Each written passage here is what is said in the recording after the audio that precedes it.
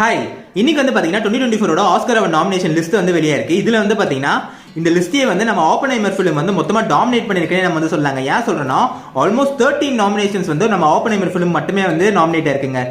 இதுல வந்து பாத்தீங்கன்னா 3 மேஜர் நாமினேஷன்ஸ் வந்து நம்ம வந்து பார்க்கலாம். ஃபர்ஸ்ட் வந்து பாத்தீங்கன்னா பெஸ்ட் டைரக்டருக்கு வந்து நம்ம கிறிஸ்டோபர் நோலனும், செகண்ட் வந்து பெஸ்ட் ஆக்டருக்கு வந்து நம்ம கிலியன் மர்ஃபியும், தேர்ட் வந்து பெஸ்ட் சப்போர்ட்டிங் ஆக்டருக்கு வந்து நம்ம ராபர்ட் டவுனி ஜூனியர் வந்து நாமினேட் இருக்காங்க. இதை தாண்டி இன்னும் 10 நாமினேஷன்ஸ்ல வந்து இந்த ஃபிலிம் வந்து இருக்குங்க.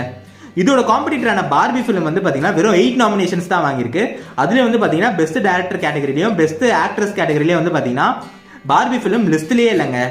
இது வந்து பாத்தீங்கன்னா பல ஃபேன்ஸுக்கு வந்து ஏமாற்றத்தை கொடுத்துருக்குன்னு நம்ம வந்து சொல்லலாம். இதை தாண்டி வந்து பாத்தீங்கன்னா இந்த 2024 ஆஸ்கர்ஸ் நாமினேஷன் லிஸ்ட்ல வந்து இன்னும் பல படங்கள் வந்து வேரியஸ் கேட்டகரியில வந்து நாமினேட் ஆயிருக்குங்க. இந்த ஆஸ்கர்ஸ் 2024 வந்து பாத்தீங்கன்னா வரப்போற மார்ச் 10th சண்டே அன்னைக்கு வேர்ல்ட் பிரீமியர் வந்து ஆக போகுது. இந்த ஆஸ்கர்ஸ்ல வந்து நீங்க வந்து எந்த ஃபிலிம் வந்து ஆஸ்கர் வின் பண்ணணும்னு நினைக்கிறீங்கன்றதெல்லாம் வந்து கமெண்ட்ஸ் சொல்லுங்க. தேங்க்யூ.